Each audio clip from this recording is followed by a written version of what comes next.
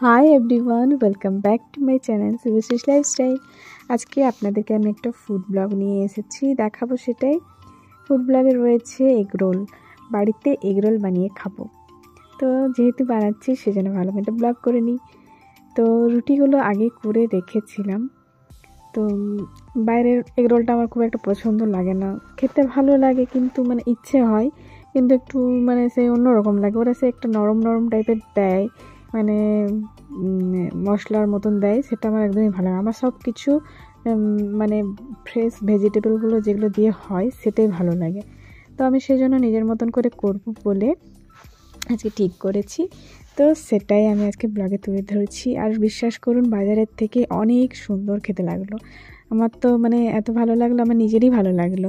আর বাকি বাবা, দাদা, রিয়ন, মা সবার জন্য করেছিলাম একটা করে। তো সবারই খুব ভালো লেগেছে। তো সত্যি খুবই দারুণ টেস্টি হয়েছিল, বাজারের তুলনায় যথেষ্ট ভালো।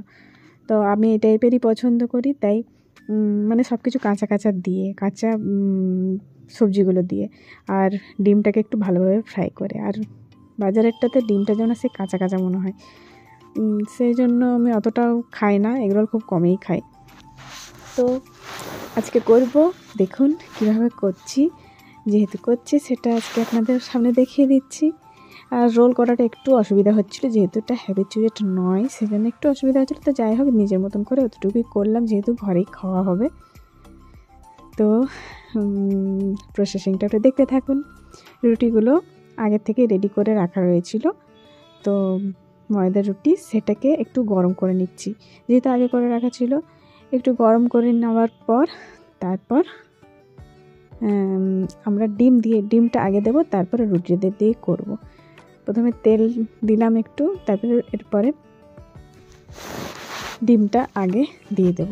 ডিমটা একটা গ্লাসে ফেটে নিলাম, একটু মশলাগুলো দিয়ে, নুন আর কিছু গুঁড়ো মশলা দিয়ে সেটা ফাটিয়ে ডিমটা প্রথমে দিয়ে দিলাম, তারপর রুটিটা উপর থেকে দিলাম।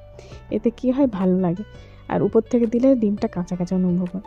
তো যাই হোক, উপর থেকে রুটিটা দিলাম, এরপরে ভালোভাবে তেল দিয়ে ফ্রাই করতে হবে। তো নিচটা একটু হওয়ার পর আবার ওপাশটা পাল্টে নিতে হবে, দু পিসটা পাল্টে এদিক ওদিক করে সুন্দর করে ফ্রাই করতে হবে। তো এতটা সময় দিয়ে দোকানে সত্যি সম্ভবও নয়, তাদের এটা বিজনেস, অনেক কম সময় থাকে, যেন অত করা সম্ভব নয়। তো বাড়িতে একটু নিজের মতন করে, মনের মতন করে করা যায়, তার জন্যই এগুলো করা। এরপর চারপাশটাতে আর একটু তেল দিয়ে দিচ্ছি, যাতে ভালোভাবে ফ্রাই হয়, কোনো অংশটা যেন কাঁচা না মনে হয়। এরপর দু একবার পাল্টে প্রসেসিংটা এরপর করতে হবে। তো একটু যাতে মচমচে হয়, মিডিয়াম টু হাই আঁচে এটা করতে হবে, খুব লো আঁচেও এটা ঠিক হবে না।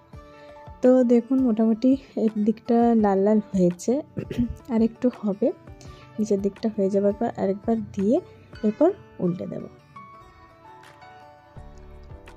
আর মেন হচ্ছে ওপরে যেগুলো দেওয়া হবে সেটাই।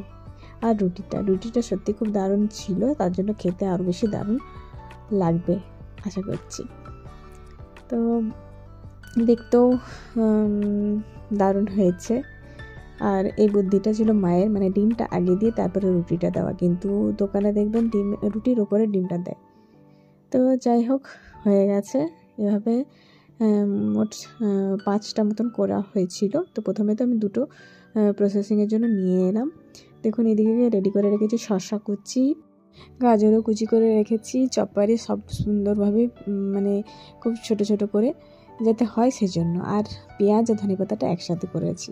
তো এগুলো সব দিয়ে ভেতরের যা যা দেওয়া হয় সেটা করব, প্রসেসিংটা করব। তো প্রথমে দিলাম গাজর কুচি, তারপর দিব হচ্ছে শসা কুচি। আর একটু ছোট ছোট করলে খেতে আরও দারুণ টেস্টি হয়, বড় করলেও খাওয়া যায়, কিন্তু ছোট করলে আরও দারুণ টেস্ট লাগে। তো ভেজিটেবলসগুলো সব দিয়ে দেওয়া হলো। ধনেপাতা আর পেঁয়াজ কুচিটার জন্য আরও বেশি টেস্ট লাগছিল। এবার এরপর থেকে বিট নুন আর চাট মশলা উপর থেকে দিয়ে দিচ্ছি ভাজা মশলা, উপর থেকে হালকাভাবে ছড়িয়ে দিচ্ছি, পুরো অংশটাতেই ছড়িয়ে দিয়েছি, শুধু ভেজিটেবলটাতে না পুরোটাতেই, যাতে সম্পূর্ণটাতে টেস্টটা বোঝা যায়। এরপর দেব হচ্ছে সসগুলো, চিলি সস আর টমেটো সস, ব্যাস আর কিছু না। সিম্পল এই কটা জিনিস দিয়ে দারুণ হয়েছিল খেতে, বিশ্বাস করুন দারুণ হয়েছিল। তো এরপর সসটা দিয়ে দিচ্ছি, যতটাতে সবজিগুলো দেওয়া আছে সে বরাবর লম্বা লম্বাভাবে দিয়ে দিলাম, আর একটু চারপাশে হালকাভাবে দিয়ে দিলাম। আর চিলি সসটাও দিয়ে দিচ্ছি, আর পেঁয়াজের সাথে ধনেপাতার সাথে লঙ্কাও দেওয়া ছিল, লঙ্কা কুচিও ছিল। তো চিলি সসটা সেজন্য মোটামুটি, খুব বেশি দিলে বেশি ঝাল হয়ে যাবে, তো মোটামুটি দিলাম যাতে একটু ভালো টেস্ট লাগে, মিষ্টি মিষ্টি না লাগে। তো মোটামুটি আমার এগ রোল রেডি। এরপর রোল করতে হবে, এক পাশ দিয়ে রোল করে দিলেই হবে। এরপর এটাকে কভার করার জন্য পেপারগুলো রেখেছি, রোল পেপার, তো সেটা দিয়ে নিজের মতন করে রোল করে নিচ্ছে। আমি দোকানের মতন তো আর পারবো না, তো যতটুকু যা পারলাম সেভাবেই করলাম। জাস্ট এখন তো খাওয়া হবে, সেই জন্য অত ভালো করে করারও কোনো প্রয়োজন নেই। তো মোটামুটি একটা এগ রোল আমার রেডি, আর এটা আমি টেস্ট করে দেখব কেমন হয়েছে। আজকের ভিডিওতেই ফুড ব্লগই রইল, রোল, এগ রোল রেসিপি। তো আজকে যেহেতু আমার মন গেল তাই করলাম, নতুন নতুন আইটেম করতে আমার খুবই ভালো লাগে, তবে সময়ের অভাবে কোনোটাই হয়ে ওঠে না। তো আজকের ব্লগ বা ভিডিও কেমন লাগলো অবশ্যই কমেন্টসে জানাবেন, ভালো লাগলে লাইক কমেন্ট সাবস্ক্রাইব অবশ্যই করবেন, ফেসবুকে থাকলে ফলো করবেন। তাহলে নেক্সট ভিডিও বা ব্লগে আবারও দেখা হচ্ছে, সকলের সাথে দেখো, পাশে দেখো। তাহলে আমি খেয়ে টেস্ট করে দেখছি, দারুণ হয়েছে, বিশ্বাস করুন দারুণ। তাহলে আপনারাও সবাই ট্রাই করতে পারেন বাড়িতে। তাহলে see you next video, take care all, bye and tata.